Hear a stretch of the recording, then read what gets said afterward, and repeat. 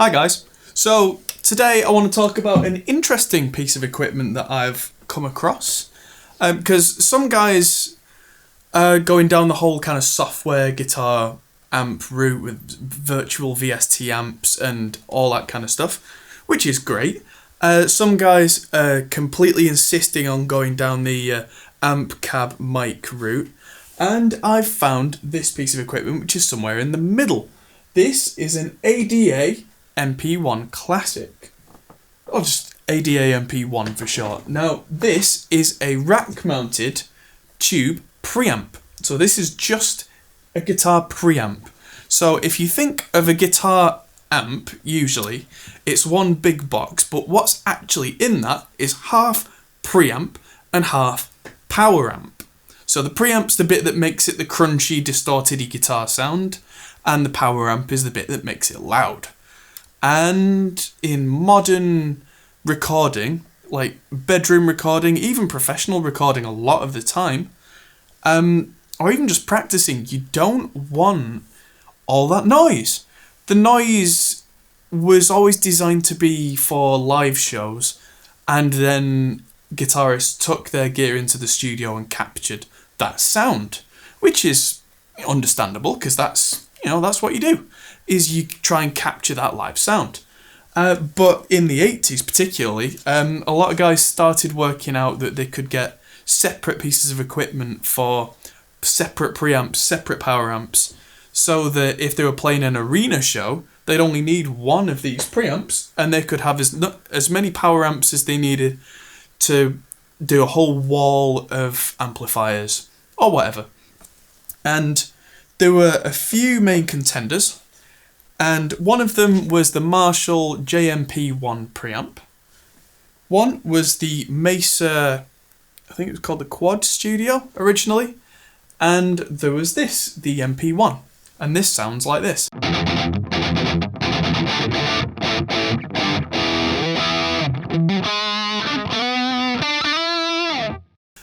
Now, later came the Mesa Triaxis, but those are the only rack preamps, tube preamps that I can think of. And when I say rack mount, if you're not sure what rack mount is, it's a 19-inch wide standard that actually a lot of the equipment in here is 19-inch rack standard, where it's all exactly the same size and it can just bolt in to these big hard cases if you've seen those. So it is kind of an international standard, and if you see one unit, that's exactly the height of these. I'm not sure exactly how much that is, I'll put that below, but then so 2 unit is twice the thickness, 3 unit is 3 times as thick, so on and so on and so on. So what you can do with this is you can put it inside a big protective case, take it with you, and it won't get damaged. Now, this is essentially one half of a guitar amp. So I'm plugged in with my trusty Strat right into the front of it. And this thing, because it's not got all the power section, it can be set up to be very clever. Now, this is one of the old kind of MIDI rack preamps. Doesn't mean that the sound is MIDI. All that means is that you can use something like a MIDI pedal board or a switcher to change all the settings, so you can go between a clean channel, a distorted channel, kind of a slightly buttery smooth, kind of blues tone, whatever, with a click of a switch. And if you've got other gear in your rack, like, I don't know, choruses, flanges, effects, all sorts of stuff, you could change them all with one click of a button, which for a lot of the bands in the 80s was kind of the holy grail.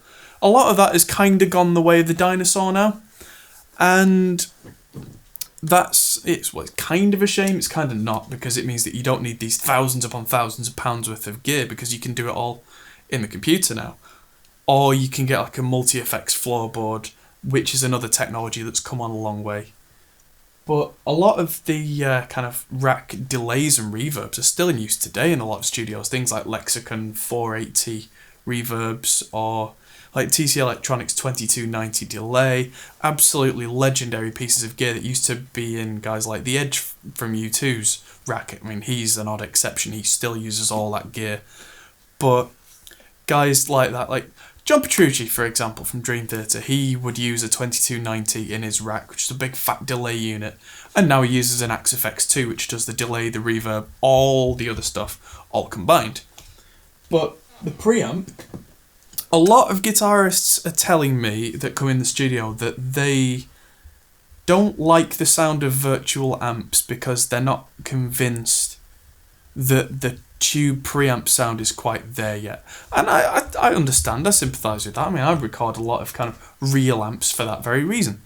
But I'm starting to think that maybe it's the power amp and the cab that make, especially the cabinet with the speakers and the microphones, that makes the real difference. But we'll talk about that in another video. Let's actually just do a bit of a rolling demonstration. So this is the distorted sound that I've dialed in. I did a little bit of research, and apparently, if you've ever heard of Extreme, this is the band Extreme's tone from their most famous album, Pornography. This is the exact piece of gear. So you've got that.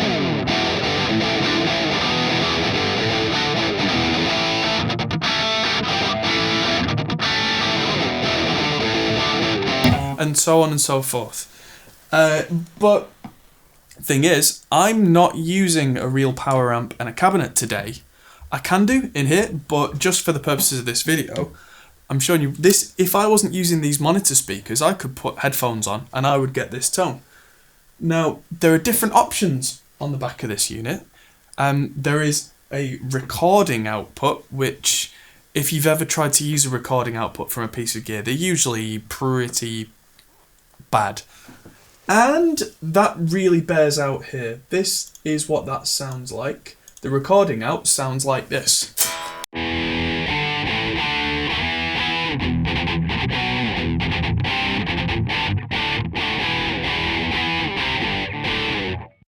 Sounds terrible. Now, because I'm running this through the computer, if I was to run the stage outs from the back, which are the ones that were designed to go into a power amp and then out to a speaker, that sounds like this, and I apologise in advance, this will sound awful.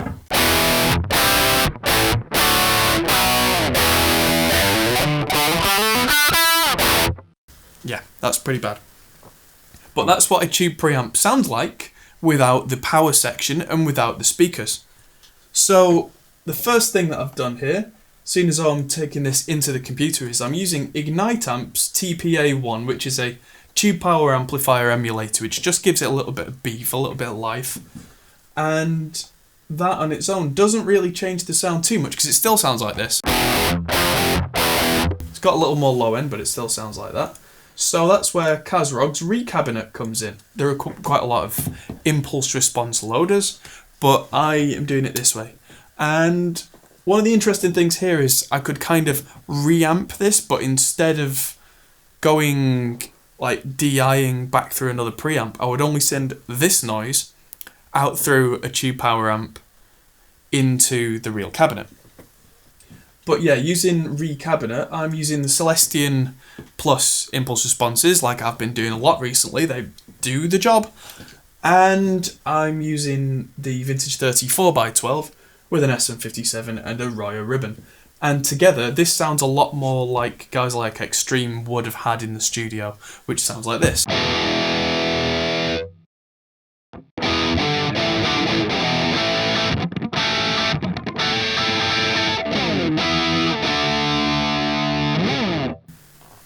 And there you have it. I mean, it sounds really decent. So, if I just quickly show you the modes, there's solid state mode.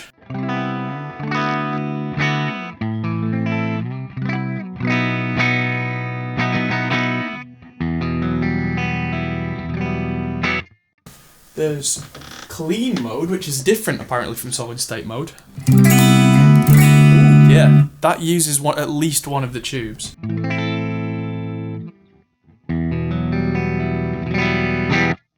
there's a mode which is only on the classic version called Brown.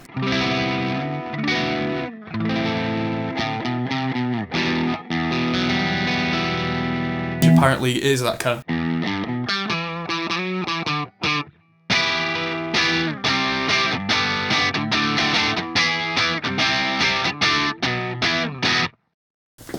And then there's the distortion, and it's, relatively speaking, quite a limited piece of equipment.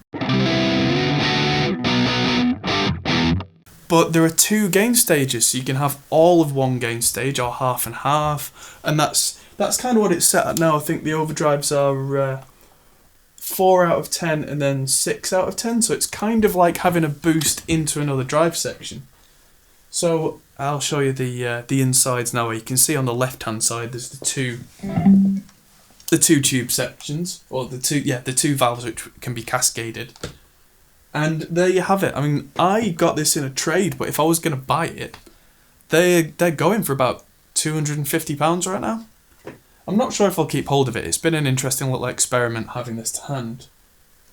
But it's the kind of thing where if you want a real tube sound for your guitar, but you can't make noise, this is the solution possibly for you. I mean, because they're so old, they are in demand. I had to fix this. It had an issue where if I turned it off, all the presets were lost. But it turned out that I just needed to desolder the old battery and put a new button battery in, and that was it. So they're pretty rocking. That concludes this little tutorial. Thanks for watching. I hope you found this useful. Please subscribe to the channel. I know that 90% of you guys that are watching haven't subscribed to the channel, so please do, because it really helps us out, really helps us to grow. And also check out our Patreon page if you want to help us out, because that would really help us to do more of this kind of thing. And thanks for watching. I'm Adam Steele for the Hot Pole Studios. We'll see you soon.